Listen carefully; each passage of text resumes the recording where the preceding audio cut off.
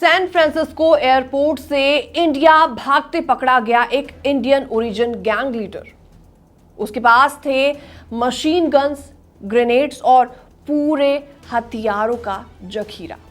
तो इस वीडियो में आपको बताएंगे जशनप्रीत सिंह की गिरफ्तारी की पूरी कहानी, उसका गैंग कनेक्शन, FBI रेड और उस पर चलने वाला बड़ा मुकदमा, सब कुछ डिटेल में। नमस्कार, मैं हूं आपके साथ प्रेरणा कौशिक और आप देख रहे हैं NBT इंटरनेशनल। तो आज की एक खबर सुनकर आप भी चौंक जाएंगे। कैलिफोर्निया के लोडी शहर में रहने वाले 26 साल का जशनप्रीत सिंह, जो कि इंडियन ओरिजिन है, भारत का रहने वाला है, उसे अमेरिका के सैन फ्रांसिस्को एयरपोर्ट से अरेस्ट कर लिया गया। क्यों? क्योंकि वो इंडिया भागने की कोशिश कर रहा था। अब सवाल ये उठता है कि ऐसा वो क्यों कर रहा था, क्यों उसको भागना पड़ा। असल में जशनप्रीत सिंह एक bike gang Punjabi Devils Motorcycles Club का फाउंडर है। तो ये पूरी गैंग स्टॉकटन बेस्ड है और कुख्यात हेल्स एंजल्स गैंग से जुड़ी मानी जाती है।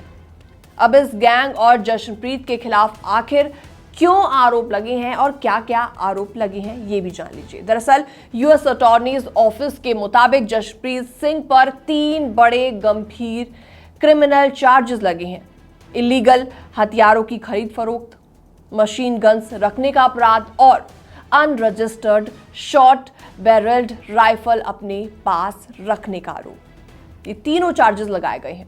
और तो और 6 जून 2025 को जशनप्रीत सिंह ने एक अंडरकवर पुलिस ऑफिसर को कई खतरनाक हथियार बेचने की कोशिश भी की थी, जिसमें एक short barrelled rifle, 3 assault weapons, 3 machine guns, conversion devices और एक रिवॉल्वर शामिल थे। तो ये सब कुछ करते हुए पुलिस की नजर जशनप्रीत सिंह पर पड़ गई और फिर उसके घर पर रेड पड़ी। अब रेड में जो कुछ मिला वो और भी ज्यादा खतरनाक था। यहां तक कि जशनप्रीत सिंह के घर से एक पाइनएप्पल स्टाइल हैंड ग्रेनेड भी मिला, वो भी फ्यूज और कैप के साथ तैयार हालत में।